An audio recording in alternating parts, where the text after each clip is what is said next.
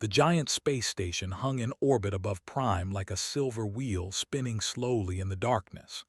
Inside its largest chamber, representatives from 5 powerful alien species sat in a half-circle, looking down at 2 humans who stood in the center of the floor. The chamber was designed to make visitors feel small, and it worked. Captain stood straight in his dark blue uniform, his hands clasped behind his back.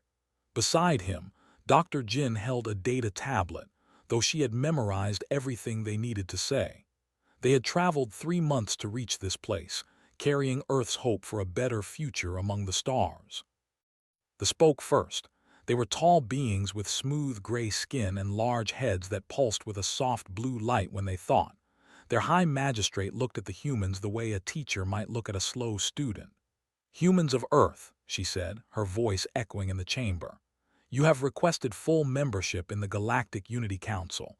We have reviewed your application. We have studied your species. We have reached our decision." Felt his heart beat faster, but his face showed nothing.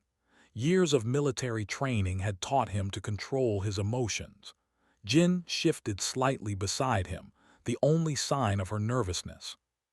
The representative stood next. They were warriors built like walking tanks with thick armor-plated skin and 4 powerful arms. "Your species is young," the commander said, his voice rough like grinding stone. "You have only traveled among the stars for 50 of your years. We have done so for 10,000. Next came the graceful beings who looked almost like moving water given form. They were diplomats, always speaking in soft voices. "You fight among yourselves," the ambassador said sadly. "Your planet has no single government. You have hundreds of separate nations, all competing, all arguing." The ancient said nothing. They rarely spoke, these oldest members of the council. They simply observed with eyes that had seen galaxies rise and fall. Finally, the merchant representative spoke. There were traders, always calculating profit and loss. "Your economy is primitive," he said, his 3 eyes blinking independently. "Your technology is borrowed, not invented. You have little to offer the galactic market." The High Magistrate stood again. "Therefore, the Galactic Unity Council has classified humanity as a Class 3 inferior species." The words hung in the air like a slap. Jin's hand tightened on her tablet. His jaw clenched, but he said nothing yet. "You will be granted limited observer status," the magistrate continued. "However, restrictions apply. Your military vessels may not leave the Sol system. You may not claim or colonize new worlds. All technology you develop must be shared with the Council. Trade with other species will be monitored and taxed at 70%. "That's not membership," Jin said, unable to stay quiet. "That's a prison." The commander laughed, a sound like rocks tumbling down a mountain. "You are free to refuse. Return to your small planet and develop on your own. In 10,000 years, apply again. Perhaps then you will be ready." Finally spoke. His voice was calm, steady, the voice of a man who had commanded ships in dangerous situations. "May I ask how you determined our inferiority?" The magistrate tilted her large head. "Yours is barely 100 years, too short to develop wisdom. Your emotions control you rather than logic. You waste resources on art and entertainment instead of pure advancement. You have proven violent throughout your history. Shall I continue?" "No," said quietly. "I understand your position." "You may speak to your superiors," the magistrate said, her tone making it clear the meeting was over. "Inform them of our decision. You have 30 days to accept the terms or reject them." The 2 humans bowed slightly, more out of habit than respect, and left the chamber. They walked through the station's long corridors in silence. Other species moved around them, some barely glancing at the humans, others staring with curiosity or contempt. In their small quarters, Jin threw her tablet on the bed.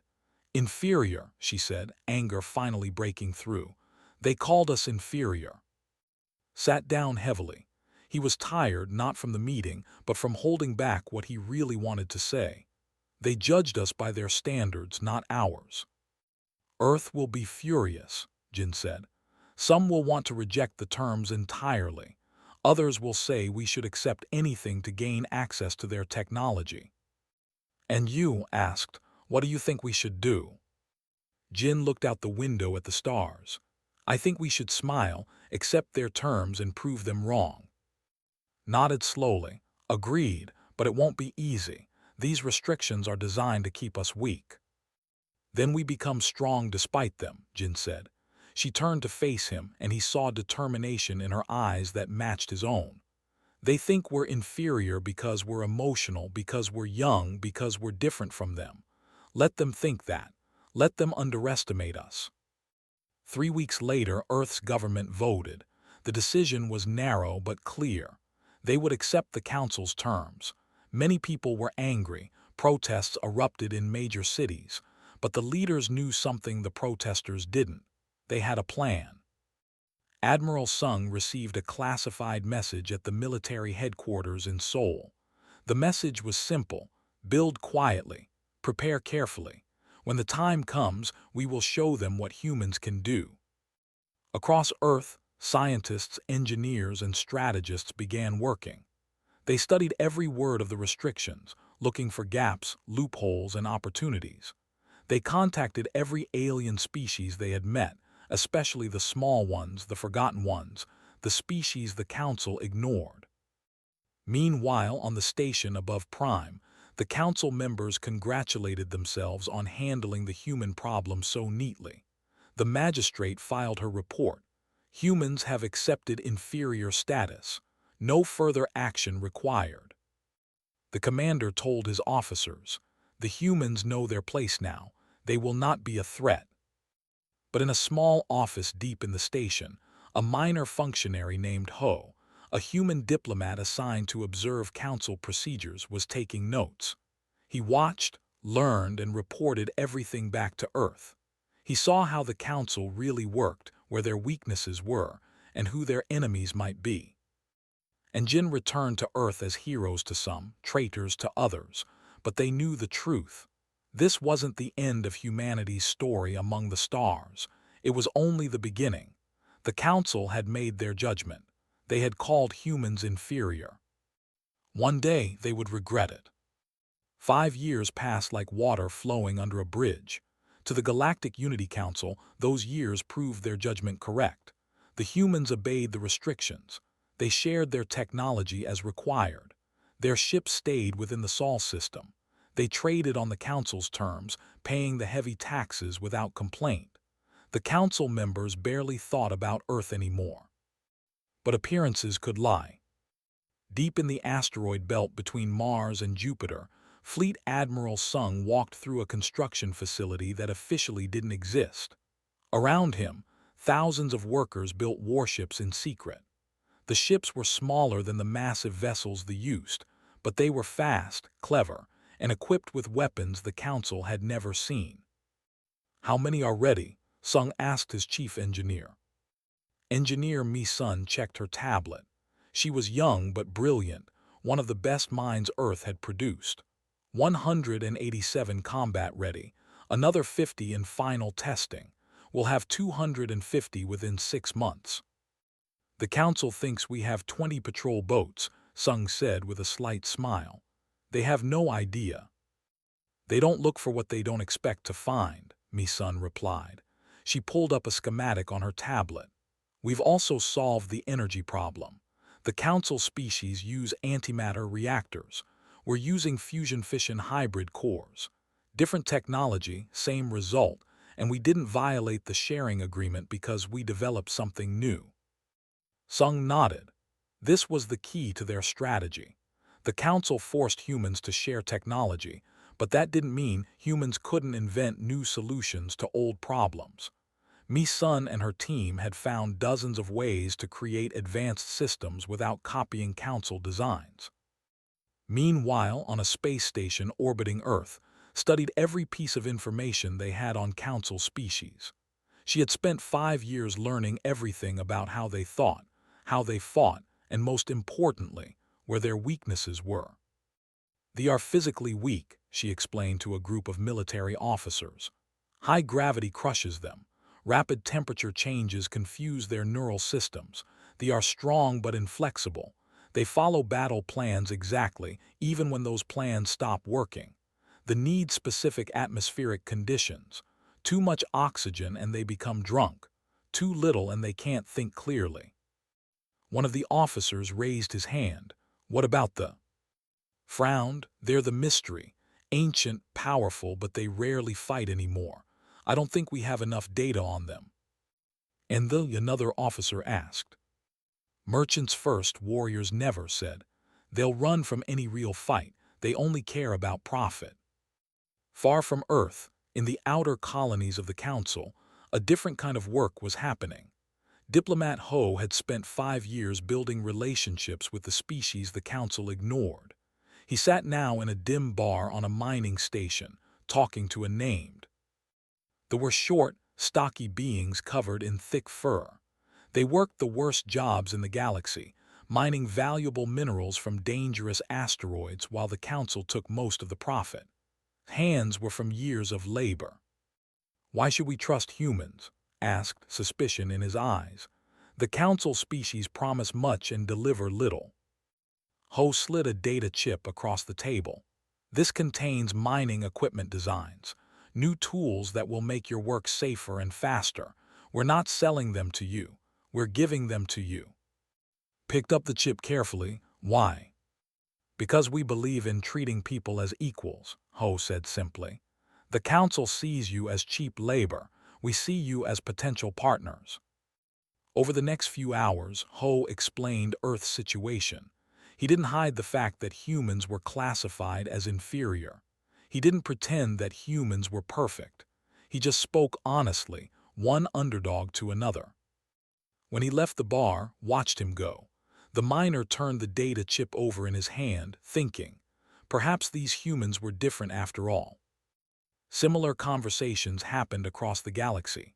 Ho and other human diplomats reached out to the artisans, whose beautiful work was exploited by merchants. They contacted the Wanderer clans, nomadic people who were chased from system to system by Council expansion. Slowly, carefully, humans built a network of friends among the forgotten. Back on Earth, in a military academy in Seoul, young officers learned a new kind of warfare. Commander 1 stood before a class of pilots, showing them combat simulations. The Council species fight with overwhelming force, she explained. They send massive fleets and expect to win through sheer power. We can't match that, so we won't try. Instead, we'll fight smart. The simulation showed a human fleet of 20 ships facing a fleet of 50. The students watched as the human ships split up, attacked from multiple directions, then ran away before they could organize a proper response. Hit and run, one said. Make them chase you, tire them out, attack their supply lines, be unpredictable. Every battle manual they have assumes their enemy will fight fair. We won't. One student raised a concern. Isn't that dishonorable? One's expression hardened. Honor doesn't matter if you're dead. We fight to win, not to impress anyone. But not everything went smoothly. The Council's restrictions still hurt. Earth's economy struggled under the heavy trade taxes. Some colonies had to be abandoned because humans couldn't legally claim new territory. People grew frustrated with leaders who seemed to accept second-class status. In government chambers, politicians debated whether the quiet approach was working. Some wanted to openly challenge the Council. Others argued for patience. The debates grew heated. Then came the first warning signs. Ships began disappearing on the outer rim of Council space. At first, the Council dismissed it as pirates or technical failures.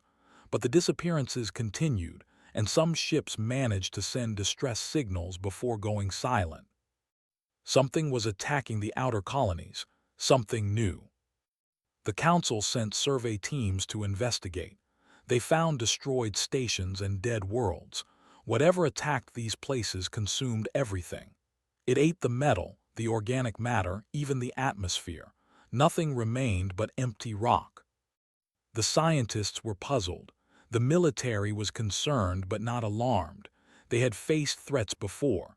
Their fleets were the strongest in the galaxy. What could possibly challenge them? On Earth, Sung read the reports with growing worry. He called an emergency meeting with Mi-sun and other leaders. "Something's coming," he said, spreading images across the conference table. "Something that eats worlds." Studied the images. These attack patterns don't match any known species. This is organic but also organized, like a swarm of insects but intelligent. "The Council will respond soon," said, "and when they do, they'll want every species to contribute." "Will they ask us?" Mi-sun wondered. "We're classified as inferior, remember." Sung smiled grimly. "They'll ask when they get desperate enough, and when they do, we'll be ready." The meeting continued late into the night. They reviewed their hidden fleet, their secret weapons, their diplomatic connections. 5 years of preparation had led to this moment. Not the moment they had planned for exactly, but a moment nonetheless. In the outer rim, another colony went silent. Then another. The attacks were getting closer to Council core worlds. Fear began to spread through the galaxy like a cold wind. The threat was real and it was growing. The Council met in emergency session. They sent their finest fleets to stop whatever was destroying their territory. But their first contact with the enemy would shatter their confidence and change everything. The galaxy's most powerful civilizations were about to learn they weren't as strong as they believed. And humanity, the species they called inferior, was about to get their chance to prove otherwise. The distress signal came at midnight Council Standard Time. 3 colony systems in the outer rim had gone completely dark within 48 hours. When the relief ships arrived, they found horror. Empty stations drifted in space like hollow shells. Planets stripped of all life looked like bones picked clean by scavengers. And still, the attacks continued. The Galactic Unity Council met in emergency session. For the first time in decades, real fear showed on their faces. The High Magistrate stood before the gathered representatives, her head pulsing rapidly with anxious thoughts. "We face a threat unlike anything in our records," she said.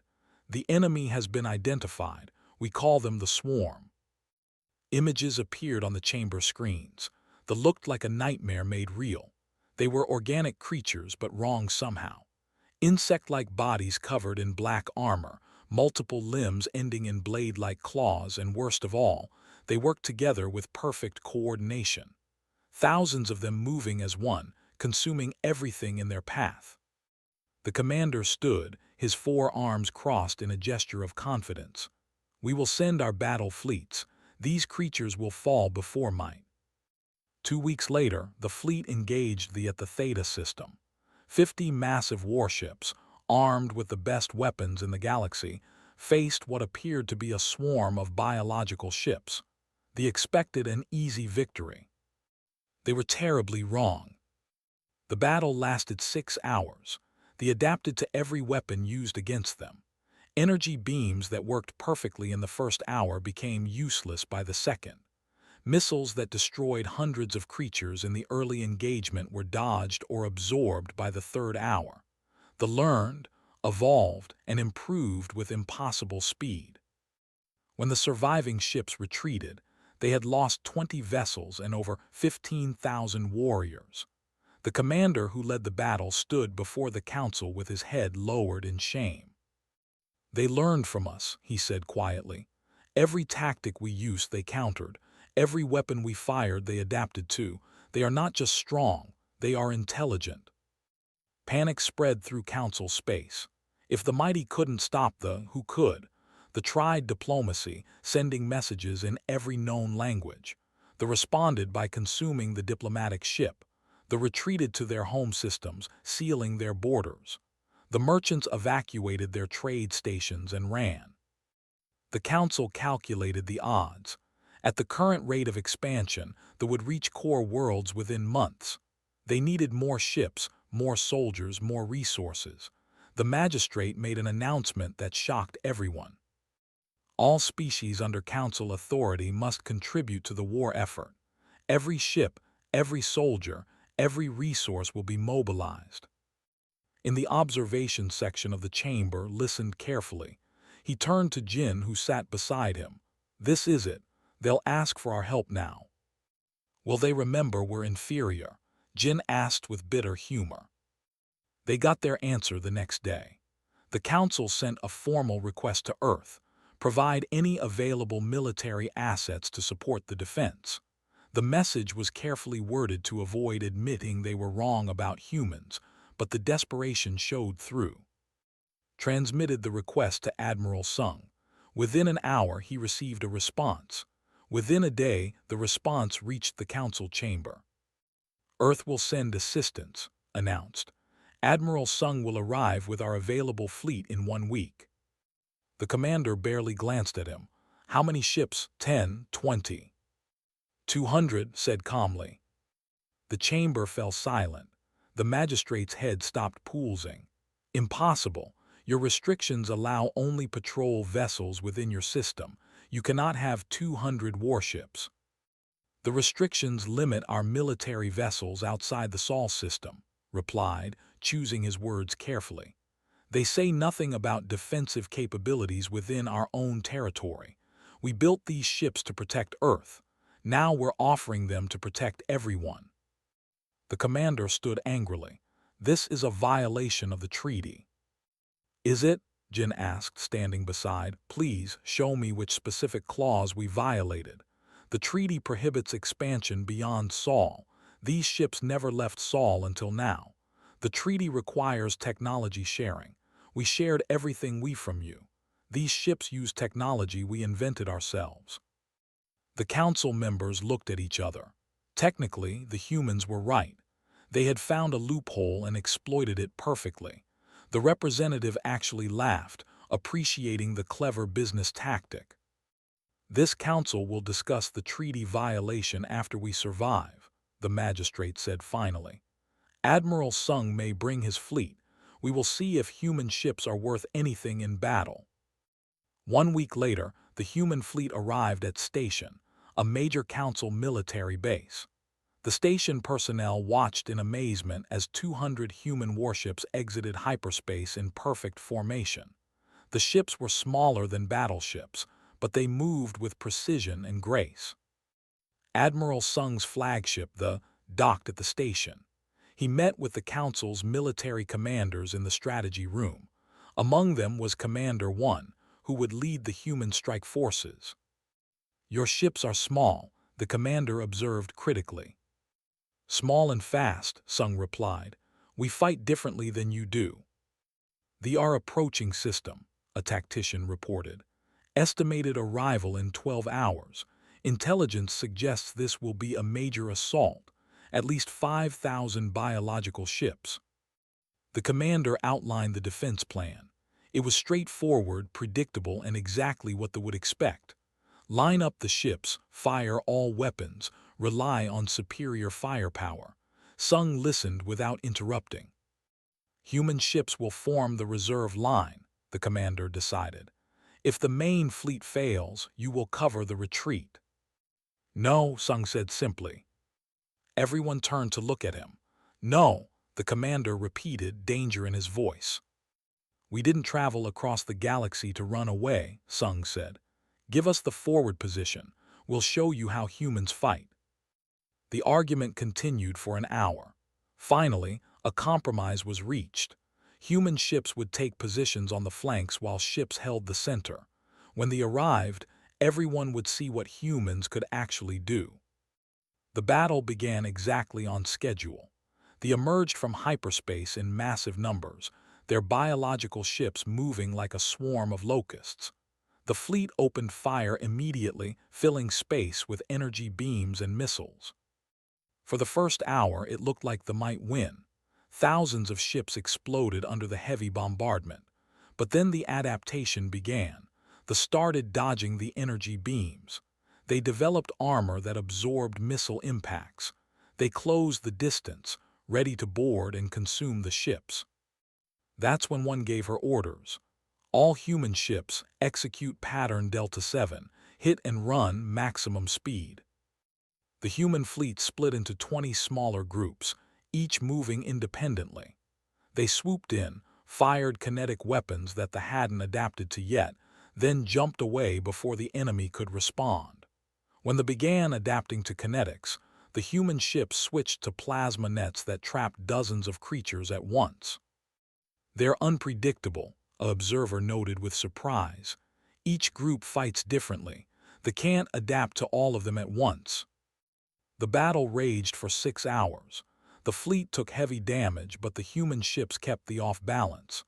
One watched her tactical display, making decisions in real time, changing strategies every few minutes. This was human warfare, chaotic, creative, impossible to predict. Then came the critical moment.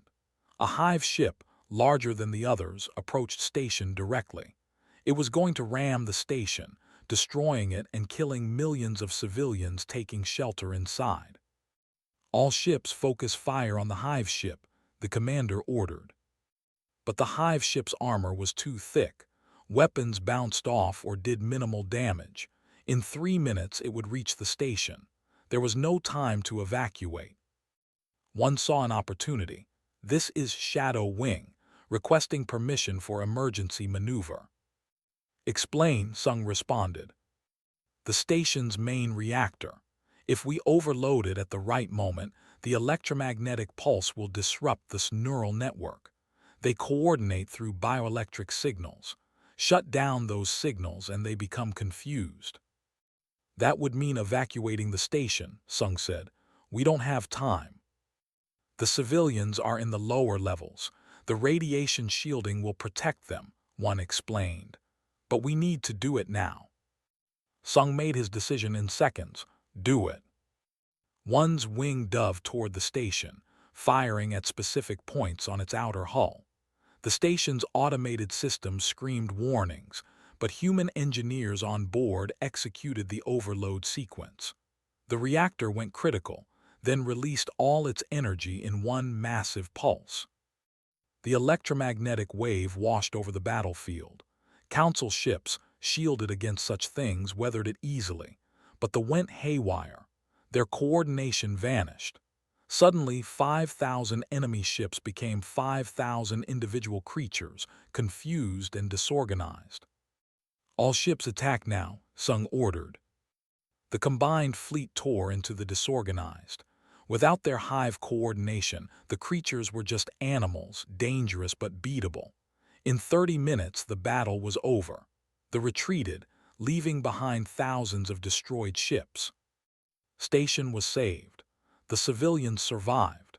And everyone in the galaxy had just seen what humans could do when properly motivated. In the council chamber, the magistrate reviewed the battle reports in silence. Beside her, the commander said nothing, his pride wounded but his respect earned. They had called humans inferior. The evidence now suggested otherwise. The victory at station changed everything. News spread across the galaxy faster than light. Humans had saved a major council base using tactics no one expected. Suddenly, the species classified as inferior became the topic of every conversation. In the weeks that followed, human forces proved themselves again and again. When they trapped a civilian convoy near the Amber Nebula, it was Captain Sangwoo and his special forces who broke through enemy lines to rescue them. His team moved through controlled space like ghosts, extracting 3,000 trapped civilians while Council admirals said it was impossible. Sangwoo stood on the bridge of his assault ship, watching the last transport escape to safety. His second officer looked at the tactical display with concern. "Sir, we're surrounded. 20 ships are closing in." "Good," Sangwoo said calmly. "Means they're not chasing the transports. Set course for the nebula, lose them in the gas clouds." They dove into the dense clouds, using human-designed sensors that could penetrate the interference. The ships followed but quickly lost track in the storm of charged particles. By the time they cleared the nebula, the human ship was gone.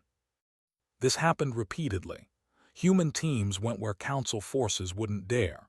They extracted refugees from dying worlds, sabotaged supply lines, and gathered intelligence deep in enemy territory.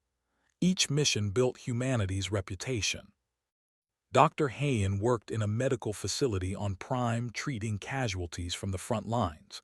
She was a specialist in alien biology, and now that knowledge saved lives.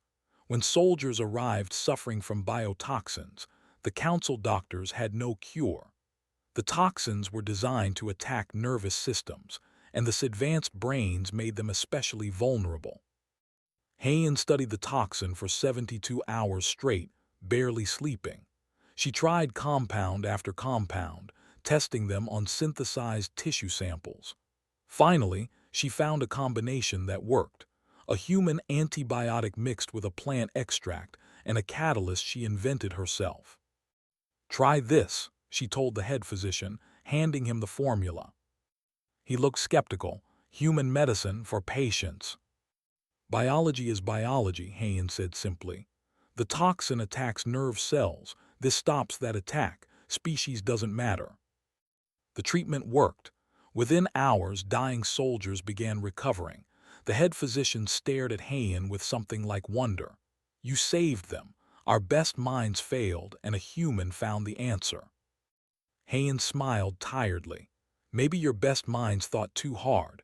Sometimes the simple solution is the right one." Word reached every Council world. A human doctor had cured the plague. Suddenly, other species requested human medical teams. Hayen trained dozens of doctors in her methods, sharing knowledge freely while Council physicians had hoarded their secrets. Meanwhile, Engineer Ho worked in a research facility, studying captured technology. He discovered something fascinating. The creatures' ships were partially organic, grown rather than built. They reproduced by creating nodes that spawned new ships. "If we destroy the nodes, we stop their reinforcements," Ho explained to Admiral Sung. "I've designed a weapon that targets these reproduction nodes specifically. It won't harm normal ships or life, only biological systems." "How does it work?" Sung asked. Ho pulled up a schematic. "Harmonic resonance. The nodes vibrate at a specific frequency when creating new ships. This weapon matches that frequency and amplifies it until the node tears itself apart." The weapon was tested in the next major battle. It worked perfectly. Reinforcements stopped coming, and Council forces pushed forward. Ho shared the weapon design with all Allied fleets immediately, asking for nothing in return. But perhaps the most important work was happening far from the battlefields. Diplomat Ho's years of building relationships paid off in ways no one expected. The miners, the artisans, the wanderer clans, all the small species the Council had ignored, they now stood with humanity. When Council supply lines were stretched thin, mining operations provided raw materials. When ships needed repairs, craftsmen offered their skills. When intelligence was needed about remote systems, the Wanderers shared their knowledge. A network of cooperation emerged, with humans at its center. In a strategy meeting, Jin showed the Council commanders this network. "We have support from 47 different species," she explained.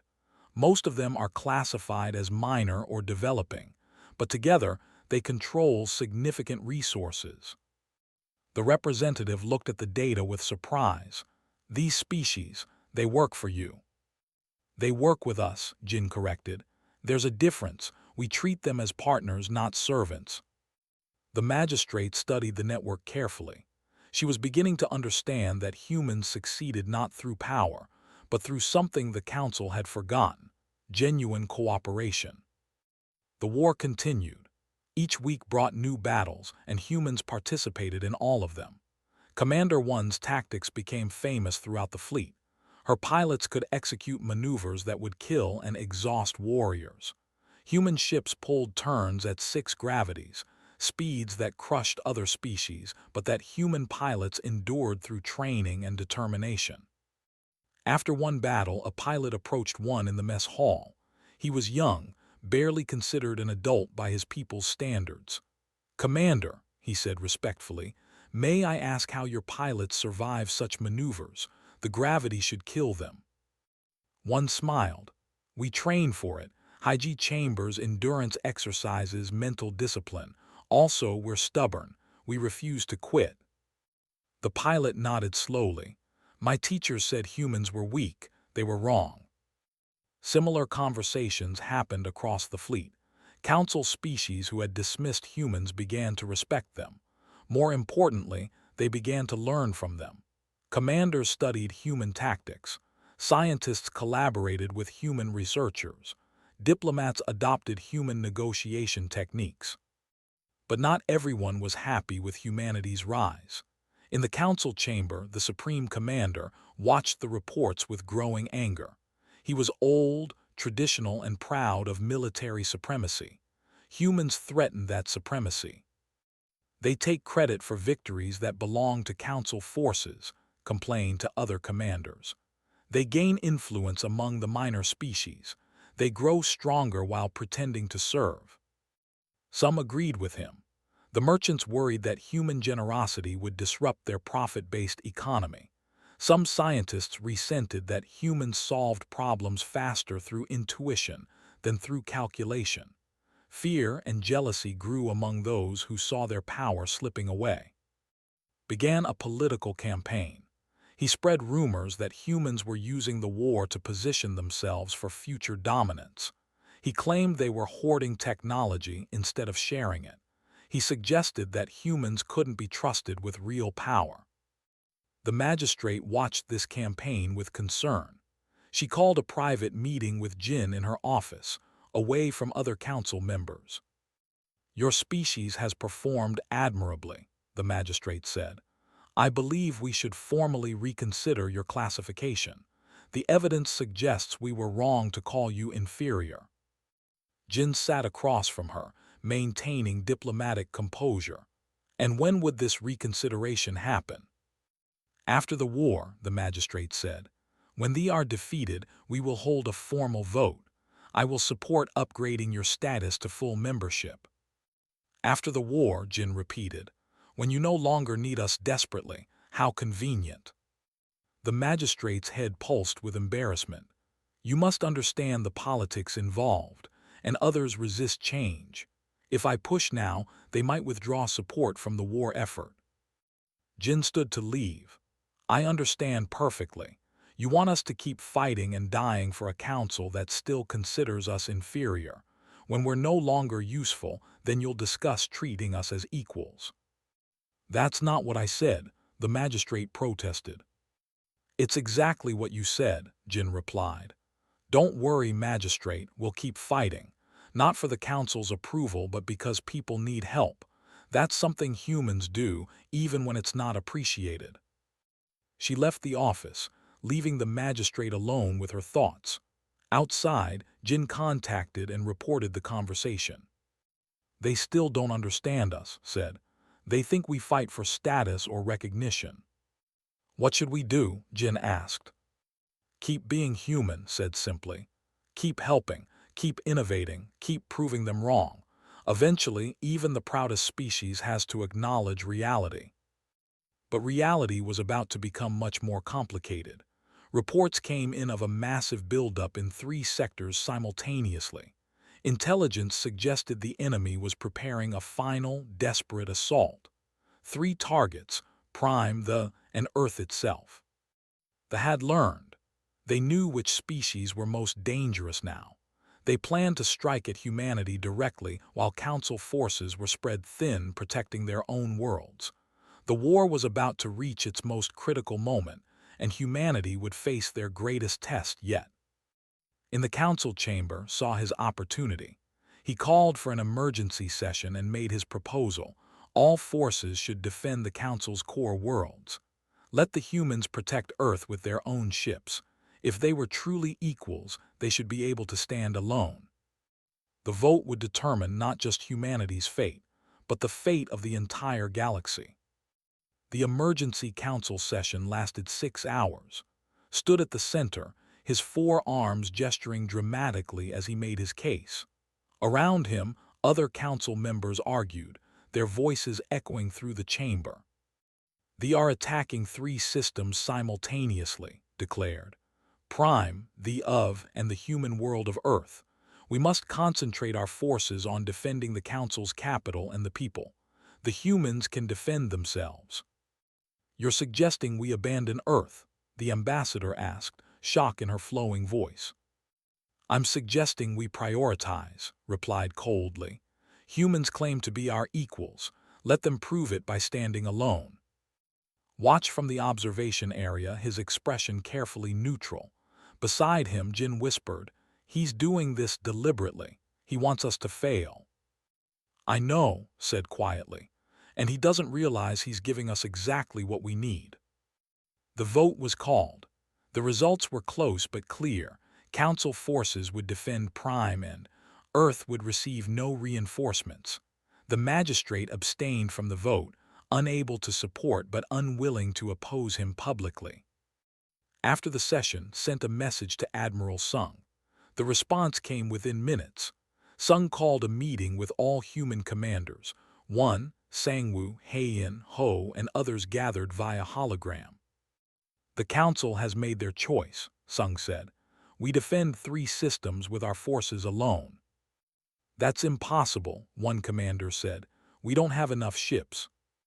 "Impossible is a word inferior species use," Sung replied with a slight smile. "We're human. We'll find a way."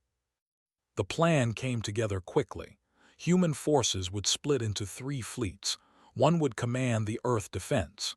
Sangwoo would lead the team protecting Prime, and himself would take command at the that had declared humans unworthy. "Why should we defend?" an officer asked. "The wanted us to fail." "Because people live there," said simply. "Billions of civilians who did nothing wrong. We don't abandon people because their leaders are fools." The fleets moved into position. The attack came exactly when intelligence predicted, all 3 systems simultaneously. It was coordinated, massive, and designed to overwhelm defenders through sheer numbers. At Earth, one stood on the bridge of her flagship, watching thousands of ships emerge from hyperspace. Her fleet of 70 ships seemed tiny by comparison, but she had advantages the enemy didn't expect.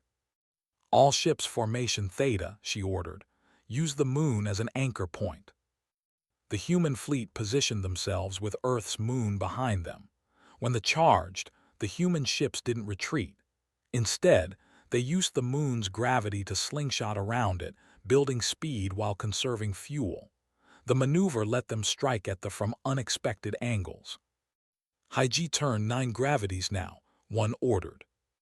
Human pilots gritted their teeth as crushing force pressed them into their seats. The ships turned impossibly tight, dodging fire and striking back with precise shots. Other species couldn't survive such turns. Humans did, through training and sheer determination. The battle lasted 72 hours. One barely slept, making decisions constantly, adapting to every change. Her pilots flew shifts until they were exhausted, then flew more because giving up meant Earth died. When reinforcements finally arrived, they came from an unexpected source. The Wanderers and dozens of other small species. Ho had called them, and they answered. Not because the Council ordered it, but because humans had earned their loyalty. "We stand with Earth," transmitted from his mining ship, now armed with improvised weapons. "You treated us as equals. Now we fight as equals." Together they held the line. They eventually retreated, unable to break through the combined defense. Earth was saved. At Prime, Sangwoo led a different kind of battle. They had landed on the planet's surface, something they rarely did. Sangwoo's special forces fought building to building, evacuating civilians while holding back the enemy. In the council chamber itself, creatures broke through the outer defenses. Sangwoo and his team were there, fighting in the same halls where humans had been judged inferior. The irony wasn't lost on anyone. "Hold this position," Sangwoo ordered, as his soldiers formed a defensive line protecting fleeing council members and staff.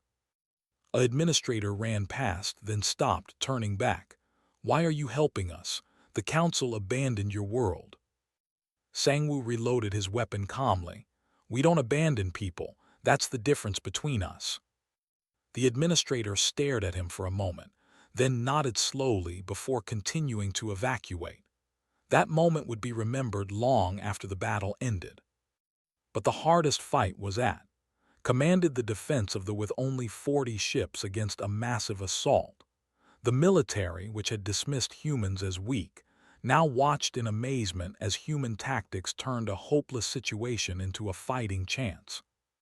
Its flagship, the Indomitable, took damage early in the battle. Half the ship systems were failing, but he refused to retreat. When the magistrate's diplomatic vessel was disabled by fire, made a decision that defined humanity's character. All ships cover the magistrate's vessel, he ordered. We're going in. Sir, that will expose us to heavy fire, his tactical officer warned. I know, said, do it anyway. The Indomitable pushed through lines, shields flaring as enemy weapons hammered them. They reached the magistrate's ship and extended docking tubes. Warriors watched in disbelief as the human ship, already damaged, risked complete destruction to save a council leader. The magistrate and her crew made it aboard the Indomitable seconds before her ship exploded. She stood on the human bridge, her head pulsing rapidly with emotion. You saved me, after everything the council did. That's what humans do, said, eyes on the tactical display. We save people. But the situation was deteriorating across all three fronts. The numbers seemed endless. Then Doctor, working frantically in her lab on a research station, made a breakthrough. I found it, she transmitted to all commands. The Hive Queens use quantum-entangled communication. They're all connected. If we can introduce a virus into one queen's system, it will spread to all of them. How do we deliver it? Sung asked. Direct contact, said. Someone has to get inside a Hive ship and inject the virus into the queen directly. Everyone knew what that meant. A suicide mission. The Hive ships were deep in controlled space, surrounded by thousands of enemy vessels. Anyone who went in wouldn't come back. Sangwoo volunteered immediately. My team specializes in impossible missions. Send us the virus. We'll deliver it. Sangwoo, you know you won't survive, said. I know, Sangwoo replied. But billions of people will. That's an acceptable trade. His team consisted of 12 volunteers, all knowing the mission's reality. They loaded the virus into a specially designed delivery system, said their goodbyes, and launched toward the nearest Hive ship. The Sangwoo's ship fought through defenses with skill and determination. They took hit after hit, losing systems one by one. By the time they reached the Hive ship, half the team was injured and the ship was barely functional. This is Sangwoo to all commands, he transmitted. We're going in, remember us well. They breached the Hive ship's exterior and fought their way inside. The interior was nightmarish, all organic walls and hostile creatures. Sangwoo's team fought through corridors of living tissue, heading toward the queen at the ship's center. 3 team members fell, then 5, then 8. Sangwoo and his last 3 soldiers reached the queen's chamber. The creature was massive, pulsing with bioelectric energy. Sangwoo armed the virus delivery system. For Earth, he said simply, and activated it. The virus injected directly into the queen's neural system. For a moment, nothing happened. Then the queen screamed, a sound that echoed through quantum space itself. The virus spread through the entangled network, jumping from queen to queen across the galaxy. Ships stopped coordinating. Their perfect teamwork collapsed into confusion. Across 3 systems, the enemy faltered. It's working, one shouted from Earth. They are confused. All ships attack now, ordered from. The combined forces tore into the disorganized. Without their Hive coordination, the creatures were just dangerous animals, no longer an unstoppable force. Within hours, the tide turned. Within days, they were retreating from Council space entirely. The war was over. Humanity had saved the galaxy, but the cost was clear. Sangwoo and his entire team were gone, heroes who made the final sacrifice. 2 weeks later, the council reconvened. The chamber was different now. Human representatives stood at the center, not on the observation platform. The magistrate spoke, her voice carrying genuine emotion. "We called you inferior," she said. "We were wrong, catastrophically, shamefully wrong. You saved us all." The council formally apologizes and offers Earth full membership with all rights and privileges. Sat silent, his pride broken. He had wanted humans to fail, and instead they had proven themselves beyond any doubt. Accepted the apology gracefully, then added his own conditions. "We accept, but the council must change. No more exploitation of developing species, true democracy, fair trade, and full membership for all species who fought beside us. The Wanderers and others, they deserve recognition too." The vote was unanimous. Even abstained rather than oppose it. The council would reform, guided by the principles humans had demonstrated through action rather than words. Years later, the galaxy was transformed. A memorial station orbited Earth, bearing the names of all who fell in the war. Captain Sangwoo's name was inscribed first, in letters that caught the sunlight. Jin became the first human council chair, working to build the fair, cooperative galaxy humanity had fought for. Heian's medical initiative treated patients across dozens of worlds. Ho shared technology freely, advancing science for all species. Ho continued his diplomatic work, building bridges between cultures. On the memorial station, a single phrase was carved in every known language. "They called us inferior. We proved we were necessary. We proved we were human." The council had regretted their judgment the moment they saw humans in action. But more importantly, they learned a lesson that would guide the galaxy for generations. Never judge a species by your own standards. Strength comes in many forms, and sometimes the greatest power is the willingness to help others, even when they don't deserve it. That was humanity's gift to the galaxy, and it would never be forgotten.